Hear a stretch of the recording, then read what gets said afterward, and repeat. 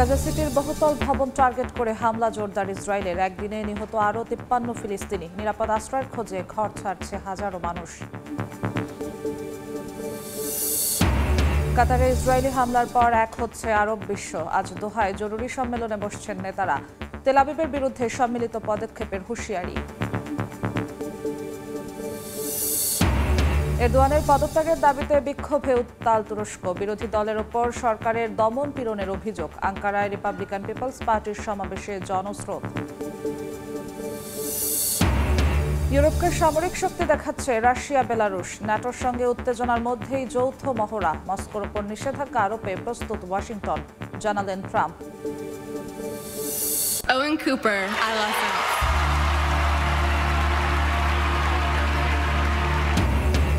যুক্তরাষ্ট্রের লস অ্যাঞ্জেলেসে এমি অ্যাওয়ার্ডসের জমকালো আসর। সর্বকনিষ্ঠ অভিনেতা হিসেবে পুরস্কার জিতলেন অ্যাডোলেসেন্স তারকা ওয়েন কুপার।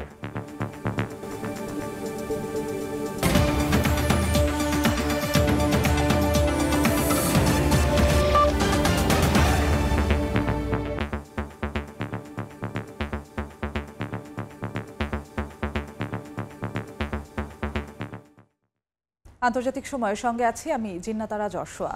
গাজায় ইসরায়েলি বর্বরতায় একদিনে নিহত হয়েছেন অন্তত 53 ফিলিস্তিনি। ধ্বংস হয়ে গেছে অন্তত 30টি আবাসিক ভবন। সবচেয়ে বেশি ক্ষতিগ্রস্ত হয়েছে আল রেমাল ও তেল আল হাওয়া অঞ্চল। নিরাপদ আশ্রয়ের খোঁজে ঘর ছেড়ে পালাচ্ছেন হাজার হাজার মানুষ। এদিকে চলমান হামলার মধ্যেই ইসরায়েল সফরে গেছেন মার্কিন পররাষ্ট্রমন্ত্রী মার্কো রুবিও। স্থানীয় সময় রোববার ইসরায়েলি বিমান হামলায় কেঁপে ওঠে গাজার উত্তরাঞ্চল। রেমাল ও তেল আল হাওয়া এলাকায় ব্যাপক বিস্ফোরণে ধ্বংস হয় অন্তত 30টি আবাসিক ভবন। প্রাণ হারিয়েছেন বহু মানুষ। স্থানীয় কর্মকর্তাদের তথ্যমতে নতুন করে অঞ্চলটি থেকে উচ্ছেদ করা হয়েছে হাজার হাজার মানুষকে। গাজায় ইসরায়েলি আগ্রাসনের মুখে জীবন বাঁচাতে পালাচ্ছে মানুষ। আর্থিক সংকটে অনেকে বুলডোজারে বসে যাচ্ছেন। স্থানীয়রা বলছেন খাবার ও পানির সংকট দিন দিন আরও প্রকট হচ্ছে। বিশেষভাবে ভোগান্তিতে পড়েছেন বয়স্ক ও অসুস্থরা। ইউএনআরডব্লিউ জানায় গাজায় ইসরায়েলি বর্বরতায় দক্ষিণাঞ্চলে ঠেলে দেওয়া মানুষের সংখ্যা দিন দিন বাড়ছে। অস্থায়ী আশ্রয়কেন্দ্রগুলোতে ভয়াবহ পরিস্থিতি তৈরি হয়েছে। সংঘাতের মধ্যেই ইসরায়েল সফরে গেছেন যুক্তরাষ্ট্রের পররাষ্ট্রমন্ত্রী মার্কো রুবিও। জানান গাজায় যুদ্ধবিরতি ও বাকি বন্দীদের মুক্তি নিয়ে আলোচনা করবেন তিনি। এদিকে কাতারে নেতানিয়াহু বাহিনীর হামলায় খুশি নন মার্কিন প্রেসিডেন্ট ডোনাল্ড ট্রাম্প। তবে এতে ইসরায়েল যুক্তরাষ্ট্র সম্পর্কে কোনো প্রভাব পড়বে না বলেও জানান মার্কো রুবিও। এদিকে ইসরায়েলে পৌঁছে জেরুজালেমের পশ্চিম প্রাচীর পরিদর্শন করেন বিনিয়ামিন নেতানিয়াহু ও মার্কো রুবিও। এ সময় রুবিওর এই সফর দুই দেশের সম্পর্ককে পশ্চিম দেওয়ালের পাথরের মতোই শক্তিশালী ও টেকসই বলে মন্তব্য করেন নেতানিয়াহু। গণমাধ্যমে রুবিওকে ইসরায়েলের অসামান্য বন্ধু হিসেবে আখ্যা দেন তিনি। ইয়াসমিন অনন্যা, সময় সংবাদ। ইসরায়েল বিরোধী বিক্ষোভে ফুঁসছে বিশ্বের বিভিন্ন দেশ। হামাসের কাছে বন্দী জিম্মিদের মুক্তির দাবিতে বিক্ষোভ হয়েছে তেল আবিবে। এ সময় জিম্মিদের মুক্তির পাশাপাশি গাজায় যুদ্ধ বন্ধে নেতানিয়াহু ও ট্রাম্পের প্রতি আহ্বান জানান বিক্ষুব্ধরা। এদিকে গাজা যুদ্ধে ইসরায়েলকে অস্ত্র সরবরাহের প্রতিবাদে জার্মানিতেও বিক্ষোভ সমাবেশ করেন হাজার হাজার মানুষ।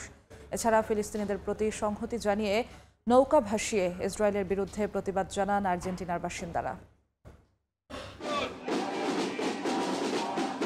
প্রায় 2 বছর ধরে গাজায় চলমান ইসরায়েলি আগ্রাসনে যেন হাঁপিয়ে উঠেছেন খোদ দেশটির বাসিন্দারাই। গাজায় নিরীহ ফিলিস্তিনিদের উপর হামলা বন্ধ ও বন্দি বিনিময় চুক্তির মাধ্যমে হামাসের হাতে বন্দি জিম্মিদের মুক্তির দাবিতে শনিবার তেল আবিবে জড়ো হন জিম্মিদের স্বজন সহ হাজার হাজার মানুষ। এ সময় হামাসের হাতে জিম্মিদের নিরাপদে ফেরা নিয়ে শঙ্কা জানান স্বজনরা। গাজায় চলমান সামরিক অভিযান নিয়েও প্রশ্ন তোলেন তারা। যুদ্ধবিরতি ও বন্দি বিনিময় চুক্তি বাস্তবায়নে বিলম্বের জন্য নেতানিয়াহুকে দায়ী করেন বিক্ষুব্ধরা। দুপক্ষকে আলোচনায় বসাতে মার্কিন প্রেসিডেন্ট ডোনাল্ড ট্রাম্পকে উদ্যোগ নেয়ারও আহ্বান জানান তারা। প্রেসিডেন্ট ট্রাম্প, আপনি অনেক জিম্মির প্রাণ বাঁচিয়েছেন। একমাত্র আপনিই পারেন ইসরায়েল ও হামাসকে আলোচনার টেবিলে নিতে। আর দেরি করবেন না, এখনই পদক্ষেপ নিন। গাজা যুদ্ধে ইসরায়েলকে অস্ত্র সরবরাহ ও উপত্যকা জুড়ে চলমান সামরিক হামলার প্রতিবাদে জার্মানিতেও ব্যাপক বিক্ষোভ হয়েছে। শনিবার রাজধানী বার্লিনে বিক্ষোভে অংশ নেন অন্তত 12,000 মানুষ। এ সময় স্লোগানে স্লোগানে মুখর হয়ে ওঠে চারপাশ। বিক্ষোভে রাজনীতিবিদ, সঙ্গীত শিল্পী ছাড়াও দেশটির বিখ্যাত ব্যক্তিরা উপস্থিত ছিলেন। এ সময় ইসরায়েলকে অস্ত্র সরবরাহ পুরোপুরি বন্ধ করতে জার্মান সরকারের প্রতি আহ্বান জানান তারা। আমরা সবাই শান্তি চাই। ইসরায়েলি হামলার জেরে গাজার অবস্থা ভয়াবহ। এই বিষয়ে যুক্তরাষ্ট্রকে দায়িত্বশীল ভূমিকা পালন করা উচিত। এদিকে ফিলিস্তিনিদের প্রতি সংহতি জানিয়ে ইসরায়েলি আগ্রাসনের বিরুদ্ধে আর্জেন্টিনার টাইগ্রেস শহর সংলগ্ন একটি নদীতে ছোট ছোট নৌকা ভাসিয়ে অভিনবভাবে প্রতিবাদ জানান বিক্ষোভকারীরা। এ সময় ইসরায়েলের নিষেধাজ্ঞা ভেঙে গাজায় মানবিক সহায়তায় কার্যকর ভূমিকা রাখা গ্লোবাল সুমুদ ফ্লোটিলার প্রতিও সমর্থন জানান তারা। নাসরিন রুমি, সময় সংবাদ। হামাস নেতাদের লক্ষ্য করে ইসরায়েলের হামলার পর জরুরি আরব ইসলামী সম্মেলনে বসছে কাতার। এরই মধ্যে দোহায় পৌঁছেছেন তুরস্ক, সোমালিয়া, জিবুতি, লিবিয়া সহ একাধিক দেশের শীর্ষ নেতা। সম্মেলনের আগে বৈঠকে অংশ নিয়ে ঘটনার নিন্দা জানিয়ে সার্বভৌমত্ব রক্ষায় নেয়া পদক্ষেপে মুসলিম দেশগুলো সমর্থন আহ্বান করেন কাতারের প্রধানমন্ত্রী। হামাস নেতাদের লক্ষ্য করে ইসরায়েলি হামলার পর জরুরি আরব ইসলামিক সম্মেলনের ডাক দিয়েছে কাতার।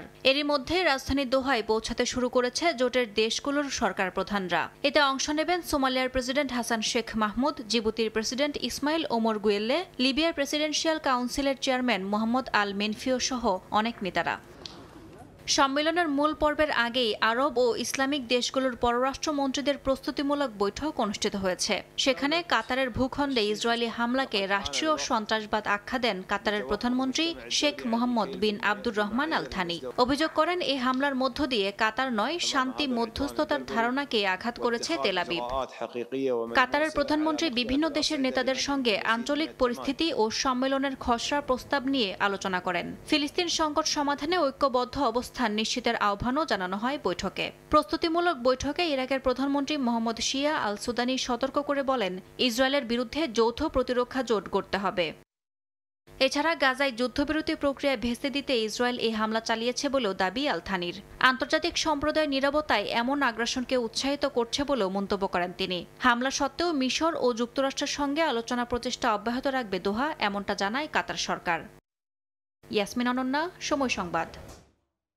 বিরোধী দলের উপর সরকারের দমন পীড়নের অভিযোগে উত্তাল তুরস্কের রাজনীতি। আঙ্কারা সড়কে প্রধান বিরোধী দল রিপাবলিকান পিপলস পার্টির বিশাল সমাবেশ, যোগ দেন লাখো মানুষ। এরদোয়ান সরকারের পদত্যাগ দাবি তাদের। বিরোধী দলের ওপর সরকারের দমন পীড়নের অভিযোগে উত্তাল তুরস্কের রাজনীতি। এরই প্রেক্ষিতে রাজধানী আঙ্কারার তানদোগান স্কয়ারে এক বিশাল সমাবেশ করে রিপাবলিকান পিপলস পার্টি সিএইচপি, যেখানে সমবেত হন কয়েক লাখ মানুষ। হাতে তুর্কি পতাকা আর দলীয় ব্যানার নিয়ে এরদোয়ান সরকারের পদত্যাগের দাবি জানান তারা। গত কয়েক মাসে সিএইচপির একাধিক মেয়র এবং শতাধিক পৌর কর্মচারীকে দুর্নীতির অভিযোগে গ্রেফতার করা হয়েছে। এর মধ্যে রয়েছেন ইস্তাম্বুলের মেয়র এবং বর্তমান প্রেসিডেন্ট রিসেপ তাইয়েপ এরদোয়ানের মূল প্রতিদ্বন্দ্বী এক্রেম ইমামোগ্লু। সিএইচপির দাবি, এসব গ্রেফতার এবং দুর্নীতির অভিযোগ মিথ্যা। বিরোধী দলকে দুর্বল করতেই পরিকল্পিত অবৈধ অভিযান চালাচ্ছে সরকার, যা এরদোয়ানের আগামী প্রেসিডেন্ট নির্বাচনের পথ প্রশস্ত করবে।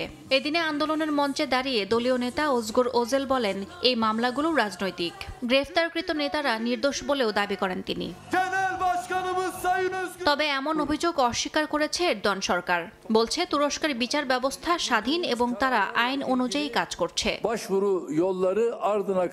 এদিকে তুরস্কের কংগ্রেস বাতিল চেয়ে 2023 সালে করা মামলার রায় হওয়ার কথা আজ। কংগ্রেস বাতিল হলে সিএইচপির নেতৃত্ব বদল হওয়ার সম্ভাবনা প্রবল, যা দলটিকে অভ্যন্তরীণ সংকটে ফেলবে বলে মনে করছে বিশেষজ্ঞরা। ইয়াসমিন অনন্যা, সময় সংবাদ। আন্তর্জাতিক সময় আরও থাকছে। সরকার বিরোধী আন্দোলনে সহিংসতার প্রভাব নেপালের অর্থনীতিতে। ২৫০০ কোটি রুপি লোকসানের মুখে পর্যটন খাত। ক্ষমতার পালাবদলে দ্রুত ক্ষতি কাটিয়ে ওঠার আশা।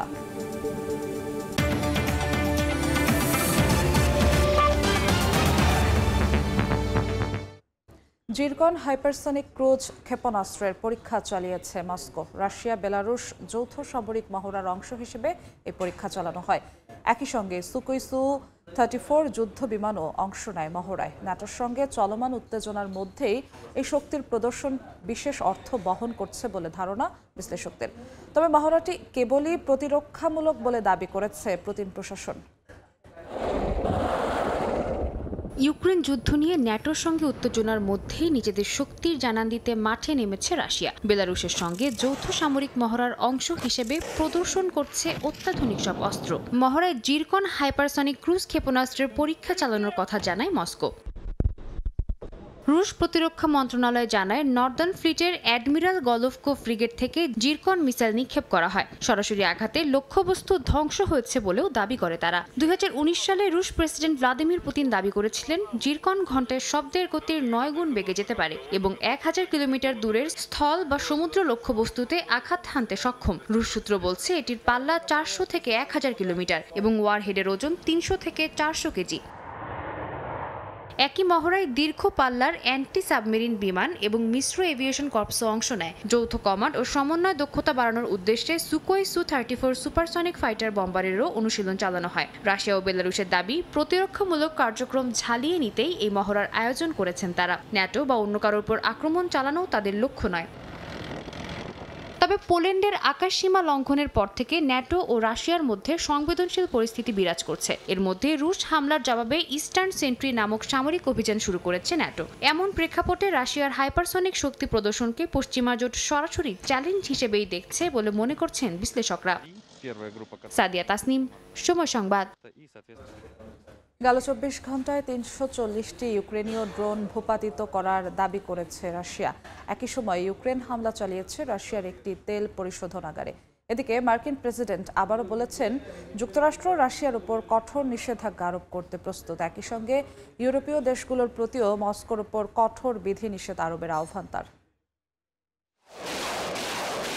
ইউক্রেন যুদ্ধক্ষেত্রে নতুন সাফল্যের দাবি করেছে রাশিয়া। স্থানীয় সময় রোববার দেশটির দক্ষিণ পূর্বাঞ্চলীয় দনিপ্রোপেট্রোভস্ক এলাকায় একটি গ্রাম নিয়ন্ত্রণে নেয়ার কথা জানিয়েছে মস্কো। এদিকে রুশ সংবাদ সংস্থাগুলো দেশটির প্রতিরক্ষা মন্ত্রণালয়ের বরাত দিয়ে বলছে ইউক্রেনের দীর্ঘপাল্লার ড্রোন অবকাঠামোতে হামলা চালিয়েছে রুশ সেনারা। গেল একদিনে ভূপাতিত করা হয়েছে প্রায় 350 ইউক্রেনীয় ড্রোন। এদিকে ইউক্রেনীয় সামরিক গোয়েন্দা সূত্রে জানা যায় ড্রোন ব্যবহার করে রাশিয়ার উফা শহরের তেল পরিশোধনাগারে হামলা চালিয়েছে কিয়েভ।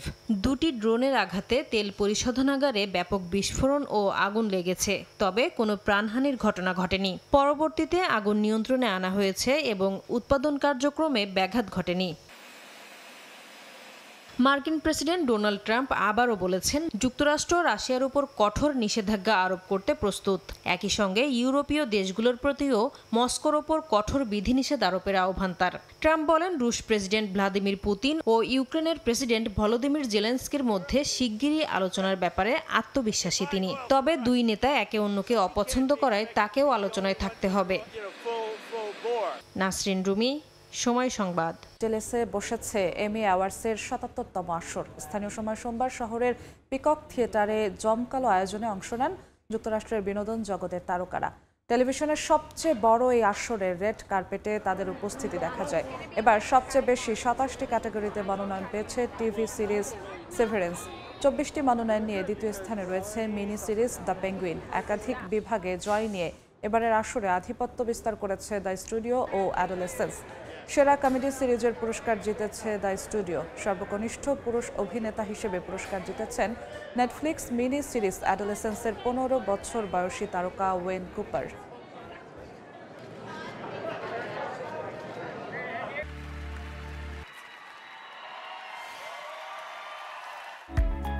Altec Aluminium, গড়ে উঠছে আগামী শহর।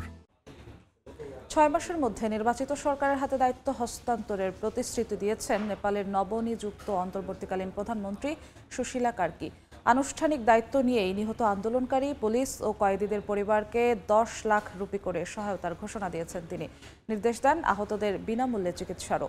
সরকারি স্থাপনা ভাঙচুর ও আগুনের ঘটনায় নিন্দা জানিয়ে বলেন জড়িতরা নেপালি হতে পারে না। রোববার আনুষ্ঠানিকভাবে নেপালের অন্তর্বর্তীকালীন সরকারের প্রধান হিসেবে দায়িত্ব নেন সুশীলা কার্কি। বিক্ষোভকারীদের আগুনে প্রধানমন্ত্রীর কার্যালয় ক্ষতিগ্রস্ত হয়। সিংহদরবারে স্বরাষ্ট্র মন্ত্রণালয় ভবনে প্রথম দিনের কাজ শুরু করেন তিনি। মানুষের দাবির মুখে পদটি গ্রহণ করতে বাধ্য হয়েছেন বলে জানান কার্কি। তিনি বলেন আগামী বছরের 5 মার্চ নির্বাচনের পর নতুন সরকারের হাতে ক্ষমতা হস্তান্তর করে দায়িত্ব থেকে সরে যাবেন। जुन परिस्थितिमा म आए এই দায়িত্ব নেওয়ার ইচ্ছা আমার ছিল না। মানুষের দাবির কারণেই আমি এটি গ্রহণ করতে বাধ্য হয়েছি। আমার টিম এবং আমি ক্ষমতার স্বাদ চেখে দেখতে আসিনি। 6 মাসের বেশি সময় আমরা থাকবো না। নতুন সরকারের হাতে দায়িত্ব তুলে দেব। নেপালে সহিংস আন্দোলনে নিহত হন অন্তত 72 জন। এর মধ্যে বিক্ষোভকারী 59, বন্দী 10 এবং 3 পুলিশ সদস্য। তাদের প্রত্যেক পরিবারকে 10 লাখ রুপি করে সহায়তার ঘোষণা দেন সুশীলা। আহতদের বিনামূল্যে চিকিৎসার নির্দেশও দেন। নিহতদের পরিবারকে 10 লাখ নেপালি রুপি ক্ষতিপূরণ দেওয়া হবে। আহতরাও পাবেন ক্ষতিপূরণ। আহত কেউ প্রতিবন্ধী হয়ে গেলে তাদের চিকিৎসা ব্যয়ও সরকার বহন করবে। সরকারি স্থাপনে আগুন ও ধ্বংসযজ্ঞ চালানোয় নিন্দা জানান অন্তর্বর্তীকালীন প্রধানমন্ত্রী সুশীলা কার্কি। আমি লজ্জিত। যারা এই প্রয়োজনীয় স্থাপনাগুলো ধ্বংস করেছে তারা যদি নেপালি হয় তবে তাদের কিভাবে নেপালি বলা যায়? জেনজি প্রজন্মের চিন্তা ভাবনা অনুযায়ী সরকার কাজ করবে বলে জানান কার্কি। রাহনুল রানা, সময় সংবাদ। সামাজিক যোগাযোগ মাধ্যমে সরকারের নিষেধাজ্ঞার প্রতিবাদ করতে গিয়েই ভিন্ন ইতিহাস লিখল নেপালের তরুণ প্রজন্ম। ভার্চুয়াল পার্লামেন্টে আলোচনা ও ভোটাভুটির মাধ্যমে তারা বেছে নিয়েছেন দেশটির প্রথম নারী অন্তর্বর্তী প্রধানমন্ত্রীকে। হামি নেপাল নামের নাগরিক সংগঠনের উদ্যোগে গড়ে ওঠা এক ডিসকর্ড সার্ভারে প্রায় 1.5 লাখ সদস্যের আলোচনায় উঠে আসে সুশীলা কার্কির নাম। ফেসবুক, ইনস্টাগ্রাম সহ প্রায় 26টি জনপ্রিয় সামাজিক মাধ্যম নিষিদ্ধ করার পর ক্ষুব্ধ হয়ে ওঠে নেপালের তরুণ প্রজন্ম। প্রথমে সোশ্যাল মিডিয়া বন্ধের বিরোধিতা করে রাস্তায় নামলেও পরে তার রূপ নেয় দুর্নীতি ও বেকারত্ব বিরোধী আন্দোলনে। সংঘাতে প্রাণ হারান অর্ধশতাধিক মানুষ, আহত হন 1,500-এর বেশি। আন্দোলনের চাপে পদত্যাগ করেন প্রধানমন্ত্রী কেপি শর্মা ওলি ও তার মন্ত্রিসভার কয়েক সদস্য। ক্ষমতা শূন্যতা সেই সময়টায় নতুন নেতৃত্ব ঠিক করতে আন্দোলনকারীরা ভরসা রাখে সামাজিক প্ল্যাটফর্মেই, যা তাদের কাছ থেকে কেড়ে নিতে চেয়েছিল তৎকালীন সরকার। জনপ্রিয় সামাজিক প্ল্যাটফর্ম ডিসকর্ড পরিণত হয় ভার্চুয়াল পার্লামেন্টে, যেখানে লাখো তরুণ নিয়মিত আলোচনায় অংশ নেন। হামি নেপাল নামের নাগরিক সংগঠনের উদ্যোগে গড়ে ওঠা ডিসকর্ড সার্ভারে নিয়মিত যুক্ত হয় 1,45,000-এর বেশি সদস্য। সেখানে বিতর্ক, প্রস্তাব আর ভোটাভুটির মধ্য দিয়ে চলতে থাকে নেতৃত্ব বাছাইয়ের প্রক্রিয়া। লম্বা সময় ধরে চলা অনলাইন ভোটাভুটিতে বিভিন্ন নাম আলোচনায় এলেও সবাই আস্থা রাখেন সাবেক প্রধান বিচারপতি সুশীলা কার্কির ওপর। সততা ও দুর্নীতি বিরোধী অবস্থানের কারণে তিনি নির্বাচিত হন অন্তর্বর্তী প্রধানমন্ত্রী হিসেবে। ডিসকর্ডে নেয়া সেই সিদ্ধান্তেই প্রথমবারের মতো নারী নেতৃত্ব পেল নেপাল। আগামী 2026 সালের 5 মার্চে অনুষ্ঠিত হবে জাতীয় নির্বাচন। এর আগ পর্যন্ত দায়িত্ব সামলাবেন তিনি। ডিসকর্ডে গড়ে ওঠা তরুণদের এই সিদ্ধান্ত দেশকে নতুন পথে নিতে পারে বলে আশা করা হচ্ছে। প্রযুক্তি ও গণ আন্দোলনের সমন্বয়ে ক্ষমতার ভারসাম্য বদলানো তরুণ প্রজন্মের জন্য এক অভূতপূর্ব দৃষ্টান্ত হয়ে থাকবে বলে মত বিশ্লেষকদের। ইয়াসিন মোহাম্মদ জিসান, সময় সংবাদ। নেপালের সরকার বিরোধী আন্দোলন সহিংসতার প্রভাব পড়েছে দেশটির পর্যটন খাতে। প্রায় 2,500 কোটি রুপি ক্ষতির মুখে পড়েছে খাতটি। হোটেলে ভাঙচুর ও লুটপাট হয়েছে, ব্যাহত হয়েছে ভ্রমণ। এ অবস্থায় পর্যটন খাত পুনরুদ্ধারে পরিকল্পনা নেওয়া হয়েছে বলে জানিয়েছে দেশটির পর্যটন বোর্ড। সমৃদ্ধ সংস্কৃতি আর প্রাকৃতিক সৌন্দর্যের জন্য পর্যটকদের কাছে বেশ জনপ্রিয় নেপাল। এই খাত থেকেই প্রতি বছর হাজারো কোটি টাকা আয় করে দেশটি। এবার সরকার পতনের আন্দোলনে ব্যাপক ক্ষয়ক্ষতির মুখোমুখি হয়েছে খাতটি। হোটেলে ভাঙচুর ও লুটপাট হওয়ায় পর্যটন মৌসুম শুরুর আগেই ব্যাপক হারে বুকিং বাতিল হয়েছে। এতে দেশটির পর্যটন খাত প্রায় 2,500 কোটি রুপির ক্ষতির মুখে পড়েছে। হোটেল অ্যাসোসিয়েশন নেপালের প্রাথমিক প্রতিবেদনে দেখা গেছে 2 ডজনের বেশি হোটেল ভাঙচুর ও লুটপাটের শিকার হয়েছে। এর মধ্যে শুধু কাঠমান্ডুর হিলটন হোটেলেই 800 কোটি রুপির ক্ষতি হয়েছে। পোখারা, ভেরহাওয়া, ঝাপা, বিরাটনগর, মাহুত্তারি, ধানগাড়ি ও তুলসীপুর সহ গুরুত্বপূর্ণ পর্যটন কেন্দ্রগুলোতে সহিংসতার ঘটনায় নেতিবাচক প্রভাব পড়েছে। এতে প্রায় 2,000 কর্মীর জীবিকা হুমকির মুখে পড়েছে। তবে ক্ষমতার পালাবদলে আশার আলো দেখছে দেশটির পর্যটন বিভাগ। এর মধ্যেই পর্যটন খাত পুনরুদ্ধারের একটি পরিকল্পনা নেওয়া হয়েছে বলে জানান তারা। হোটেল অ্যাসোসিয়েশন জানায় সব অংশীদারদের এক হয়ে পর্যটন খাতের পুনরুদ্ধার প্রক্রিয়া এগিয়ে নিতে হবে। সাদিয়া তাসনিম, সময় সংবাদ। ইসরায়েল যুক্তরাষ্ট্রের হামলায় ইরানের পারমাণবিক স্থাপনা পুরোপুরি ধ্বংস হয়নি বলে দাবি করেছে খোদ ইসরায়েলি গোয়েন্দারা। তেহরানের পারমাণবিক কার্যক্রম পূর্ণাঙ্গরূপে চালু করা এখন সময়ের বিষয় মাত্র। ফ্রান্স, জার্মানি ও যুক্তরাজ্য স্ন্যাপব্যাক প্রক্রিয়া চালু করলে ইরান এনপিটি থেকে বেরিয়ে যাবে বলে হুঁশিয়ারি দিয়েছেন দেশটির পার্লামেন্টের সদস্যরা। নিষেধাজ্ঞার বেড়াজাল উপেক্ষা করে চীনা বাজারে ইরানি তেলের বাণিজ্য নতুন মাত্রা ছুঁয়েছে। ইসরায়েল যুক্তরাষ্ট্রের হামলার পর ইরানের পারমাণবিক কার্যক্রম পুরোপুরি ধ্বংসের দাবি করেন মার্কিন প্রেসিডেন্ট ডোনাল্ড ট্রাম্প ও ইসরায়েলের প্রধানমন্ত্রী বিনিয়ামিন নেতানিয়াহু। অন্যদিকে তেহরান বরাবরই দাবি করে আসছে তাদের শান্তিপূর্ণ কর্মসূচি ধ্বংস হয়নি। ফরাসি পত্রিকা লে মোদের বরাত দিয়ে জানা গেছে, সেপ্টেম্বরে প্যারিসে ইসরায়েলি কর্মকর্তারা জানিয়েছেন যদিও ফর্দ ও নাতানজ সহ বহু সমৃদ্ধকরণ কেন্দ্রে হামলা চালানো হয়েছে, তবু ইরানের হাতে কিছু সেন্ট্রিফিউজ রয়েছে। ইসরায়েলি গোয়েন্দাদের দাবি এখনই পূর্ণাঙ্গ কর্মসূচি চালু সময়ের অপেক্ষা মাত্র। জুনে ইসরায়েল যুক্তরাষ্ট্র যৌথ বিমান হামলার পর ওয়াশিংটন ইউরোপীয় মিত্রদের সঙ্গে গোয়েন্দা তথ্য ভাগ করা বন্ধ করেছে, তাই ফরাসিরা এখন ইসরায়েলি মূল্যায়নকে গুরুত্ব দিচ্ছে।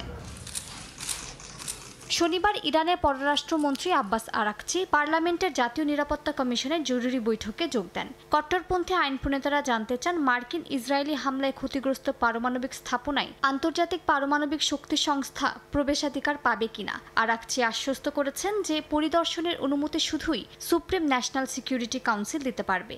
ইউরোপের 3 দেশ ফ্রান্স, জার্মানি ও যুক্তরাজ্য স্ন্যাপব্যাক প্রক্রিয়া অর্থাৎ নিষেধাজ্ঞার প্রক্রিয়া চালু করলে ইরান এনপিটি বা পারমাণবিক অস্ত্রবিরোধ চুক্তি থেকে বেরিয়ে যাবে বলে হুঁশিয়ারি দিয়েছে দেশটির পার্লামেন্টের সদস্যরা। চীনের বাজারে ইরানি তেলের প্রবাহ আবার যুক্তরাষ্ট্রের প্রেসিডেন্ট ডোনাল্ড ট্রাম্পের ক্ষমতা নেয়ার আগের অবস্থায় পৌঁছেছে। আগস্টে দেশটিতে দিনে 17 লাখ ব্যারেল ইরানি তেল আমদানি করেছে। মার্কিন নিষেধাজ্ঞা উপেক্ষা করে বেইজিংয়ের এই অবস্থানকে ওয়াশিংটনের সর্বোচ্চ চাপ কৌশলের বড় ব্যর্থতা হিসেবে দেখা হচ্ছে। মালিহা সুহরওয়ার্দী, সময় সংবাদ। মিয়ানমারে যতই নির্বাচনের দিন ঘনিয়ে আসছে ততই একের পর এক নীল নকশার ছক কষছে সামরিক জনতা। এবার আরাকান ফ্রন্ট পার্টির চেয়ারম্যানকে বিশেষ ক্ষমার ঘোষণা দিয়েছে তারা। জনতা বাহিনীর দাবি, ফেডারেল ব্যবস্থায় সহযোগিতার শর্তেই তাকে নির্বাচনে লড়ার সব আইনি প্রতিবন্ধকতা থেকে মুক্ত করা হয়েছে। তবে রাজনৈতিক বিশ্লেষকরা বলছেন, রাখাইন অঞ্চল নিজেদের নিয়ন্ত্রণে আনতেই ক্ষমার এই কৌশল অবলম্বন করা হয়েছে। মিয়ানমারের সাগাইং অঞ্চলে ক্রমেই বাড়ছে জান্তা বাহিনীর অভিযান। সম্প্রতি অঞ্চলটির ওয়েটলেট উপশহরের 2টি গ্রামে সামরিক হামলায় প্রাণহানির ঘটনা ঘটেছে। অগ্নিসংযোগে পুড়ে গেছে বেশ কয়েকটি ঘরবাড়ি, জিম্মি করা হয়েছে বেশ কয়েকজনকে। এক প্রতিবেদনে এ তথ্য জানিয়েছে বিভিন্ন গণমাধ্যম। এরই মধ্যে নির্বাচনের আগে আরাকান ফ্রন্ট পার্টির চেয়ারম্যান ডক্টর আয়ে মাউংকে বিশেষ ক্ষমার ঘোষণা দিয়েছে জান্তা সরকার। পাশাপাশি তার সাজা মওকুফ করে নির্বাচনে অংশ নেওয়ার সুযোগও দিয়েছে তারা। জান্তা বাহিনী জানায়, শৃঙ্খলাভিত্তিক গণতন্ত্র ও ফেডারেল ব্যবস্থায় সহযোগিতার শর্তেই তাকে ক্ষমা করা হয়েছে। তবে রাজনৈতিক বিশ্লেষকরা বলছেন, রাখাইন রাজনীতিকে নির্বাচনী খেলায় টেনে আনার জন্যই এই কৌশল অবলম্বন করেছে সামরিক জান্তা, যাতে তাদের পরিকল্পিত ভোট প্রহসনে আঞ্চলিক বৈধতার আবরণ তৈরি হয়। ডিসেম্বরে আয়োজিত নির্বাচনে সরাসরি অংশ নিচ্ছেন সেনা কর্মকর্তারা। সামরিক সূত্র জানায়, সেনাবাহিনীর 6 লেফটেন্যান্ট জেনারেল ইউএসডিপি দলের ব্যানারে নির্বাচনে দাঁড়াবেন। বিশ্লেষকরা বলছেন, এই ভোটের আসল উদ্দেশ্য হচ্ছে জান্তা প্রধান মিন অং হ্লাইংকে পার্লামেন্টের মাধ্যমে প্রেসিডেন্ট বানানো। সামরিক মনোনীত সাংসদ, ইউএসডিপি এবং অনুগত কর্মকর্তাদের ভোটেই তার এই লক্ষ্য পূরণ হতে পারে বলে জানা গেছে। মৌসুমী সাথী, সময় সংবাদ। ভারতের তামিলনাড়ুতে নিজের দল টিভিকের প্রচারণা শুরু করেছেন অভিনেতা থেকে রাজনীতিবিদ বনে যাওয়া বিজয় থালাপতি। প্রথম দিনে কয়েকটি জেলায় জনসভা করে সমর্থকদের উজ্জীবিত করেন বিজয়। আগামী কয়েক সপ্তাহে রাজ্যের বিভিন্ন প্রান্ত ঘুরে দলের পক্ষে সমর্থন জোগাড় করবেন তিনি। গেল বছরের ফেব্রুয়ারিতে আনুষ্ঠানিকভাবে রাজনীতিতে যোগ দেওয়ার ঘোষণা দেন এই অভিনেতা। এরপর গেল অক্টোবরে প্রথমবারের মতো জনসভা করেন বিজয়। সবশেষ চলতি বছরের আগস্টে এক বক্তব্য দিয়ে দেশ জুড়ে আলোচনার জন্ম দেন। 2026 সালে রাজ্যটিতে বিধানসভা নির্বাচন অনুষ্ঠিত হবে।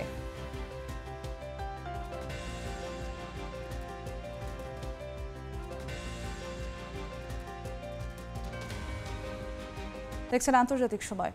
চার্লি কার্ক হত্যার তদন্তে ভুল পদক্ষেপে জবাবদিহির মুখে পড়তে যাচ্ছেন মার্কিন গোয়েন্দা সংস্থা এফবিআই পরিচালক কাশ প্যাটেল।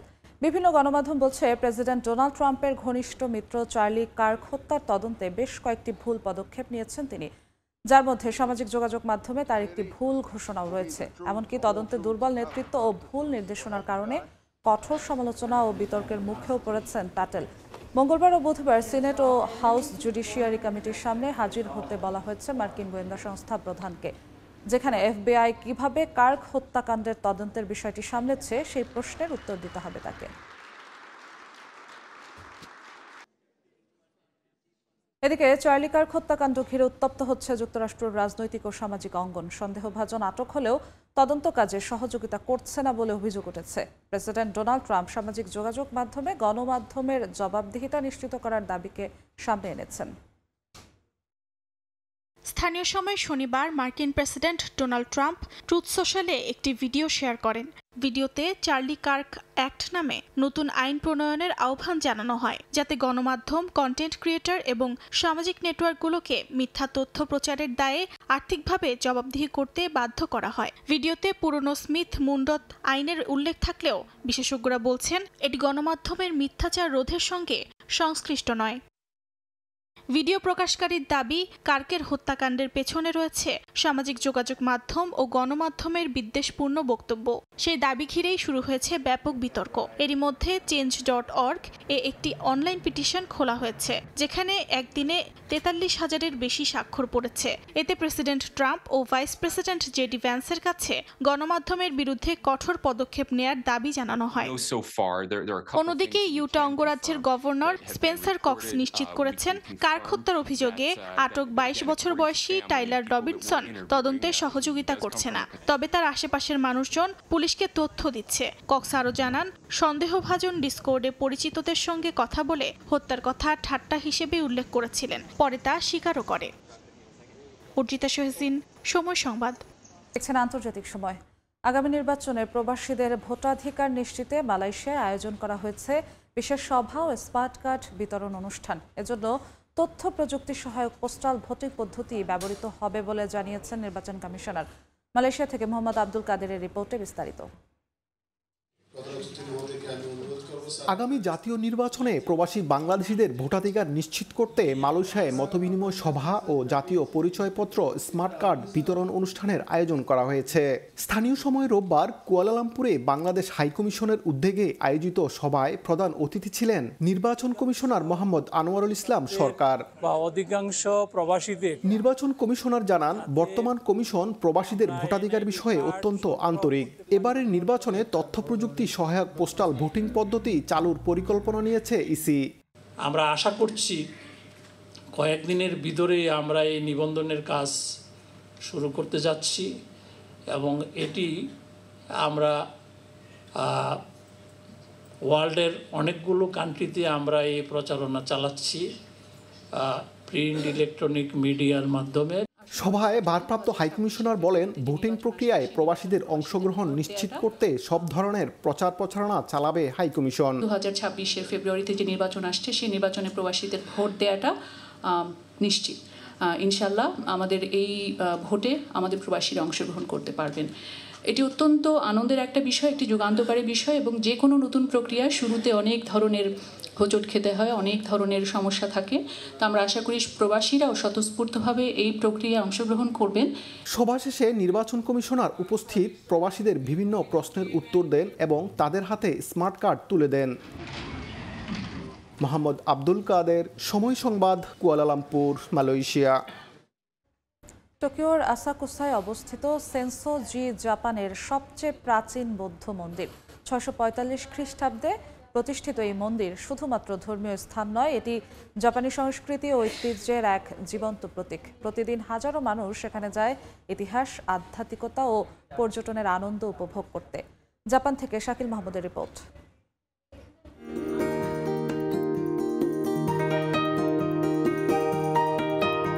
প্রবেশপথের বিশাল লাল লণ্ঠন সেন্সোজির আইকনিক প্রতীক। অনেকের বিশ্বাস এটি শুধু সৌন্দর্যের প্রতীক নয়, বরং অশুভ শক্তিকে দূরে রাখার মাধ্যমও বটে।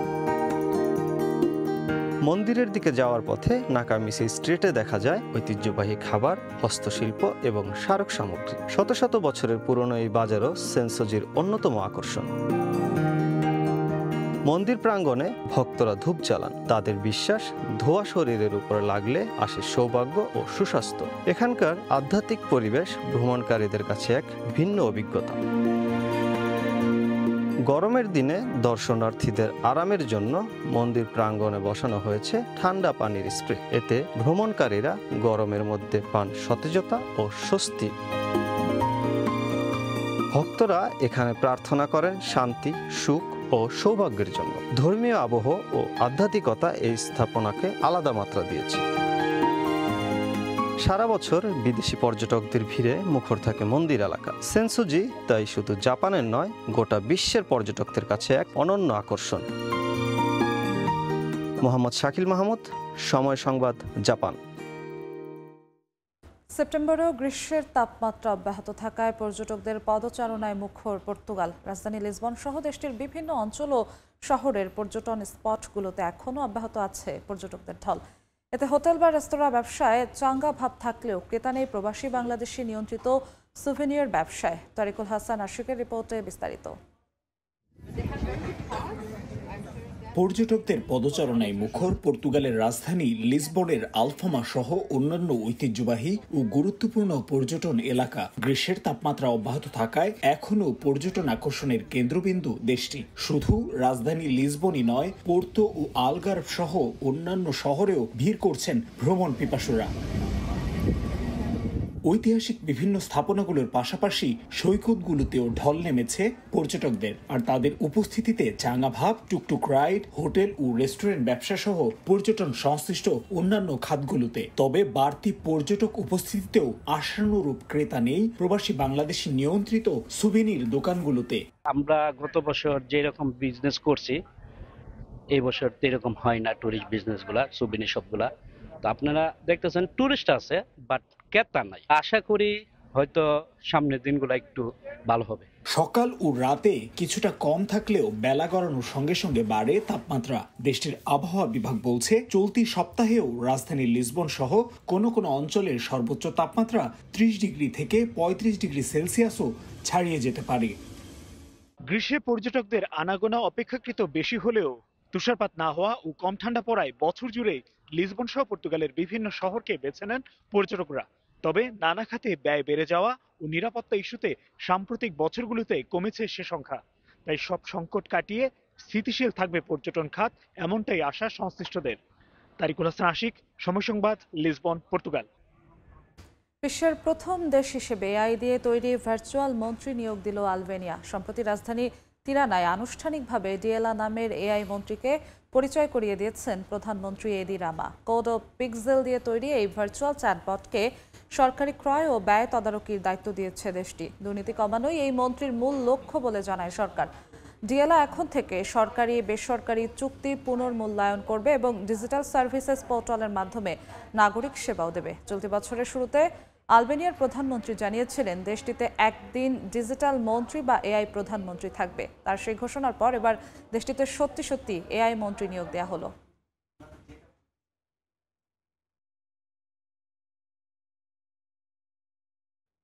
আফগানিস্তানের রাজধানী কাবুলে পৌঁছেছেন যুক্তরাষ্ট্রের জিম্মি বিষয়ক বিশেষ দূত অ্যাডাম বোলার। বোলারের সফরের মূল লক্ষ্য দুই দেশের আটক নাগরিকদের বিষয়টি নিয়ন্ত্রণ ও সম্ভাব্য বিনিময় নিয়ে আলোচনা করা। আফগানিস্তানের উপপ্রধানমন্ত্রী আব্দুল গনি বারাদারের কার্যালয় জানিয়েছে দুই দেশই বন্দি বিনিময়ের সম্ভাবনা যাচাই করছে। মার্কিন পররাষ্ট্রমন্ত্রী মার্কো রুবিও জানিয়েছেন চূড়ান্ত সিদ্ধান্ত নেওয়া হবে প্রেসিডেন্টের নির্দেশে।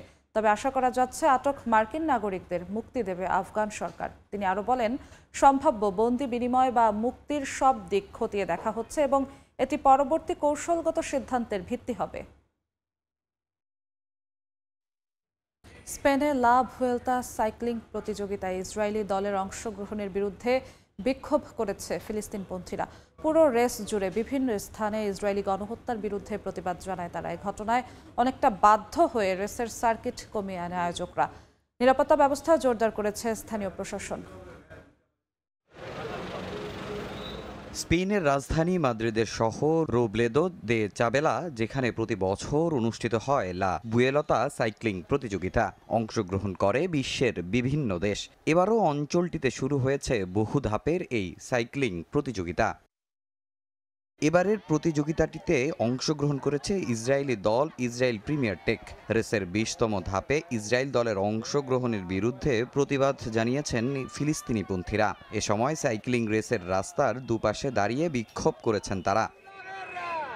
গাজায় শিশু হত্যার প্রতিবাদ জানান শত শত বিক্ষোভকারীরা। প্রতীকী শিশুদের মরদেহ হাতে হাজির হন অনেকে। এই প্রতিবাদে যোগ দেন অনেক সাইক্লিস্ট ও তাদের ভক্তরা। ইসরায়েলের মতো গণহত্যাকারী দেশের আন্তর্জাতিক স্পোর্টস প্রতিযোগিতায় অংশগ্রহণ কাম্য নয় বলে মন্তব্য করেন তারা। পরিস্থিতি সামাল দিতে নিরাপত্তা ব্যবস্থা জোরদার করেছে স্থানীয় কর্তৃপক্ষ। রাস্তা থেকে প্রতিবাদকারীদের সরিয়ে নিতে কাজ করেছে অঞ্চলটির আইন শৃঙ্খলা রক্ষাকারী বাহিনী। এ ঘটনায় প্রতিযোগিতার নির্ধারিত সার্কিট কমিয়ে এনেছেন আয়োজকরা। তামিম হোসেন, সময় সংবাদ। আন্তর্জাতিক সময় শীর্ষ সংবাদগুলো জানিয়ে দিচ্ছি আরেকবার। গাজা সিটির বহুতল ভবন টার্গেট করে হামলা জোরদার ইসরায়েলের। একই দিনে নিহত আরও 53 ফিলিস্তিনি। নিরাপদ আশ্রয়ের খোঁজে ঘর ছাড়ছে হাজারো মানুষ। কাতারে ইসরায়েলি হামলার পর এক হচ্ছে আরব বিশ্ব। আজ দোহায় জরুরি সম্মেলনে বসছেন নেতারা। তেল আবিবের বিরুদ্ধে সম্মিলিত পদক্ষেপের হুঁশিয়ারি। এবং ইউরোপকে সামরিক শক্তি দেখাচ্ছে রাশিয়া বেলারুশ। ন্যাটোর সঙ্গে উত্তেজনার মধ্যেই যৌথ মহড়া। মস্কোর ওপর নিষেধাজ্ঞা আরোপে প্রস্তুত ওয়াশিংটন, জানালেন ট্রাম্প।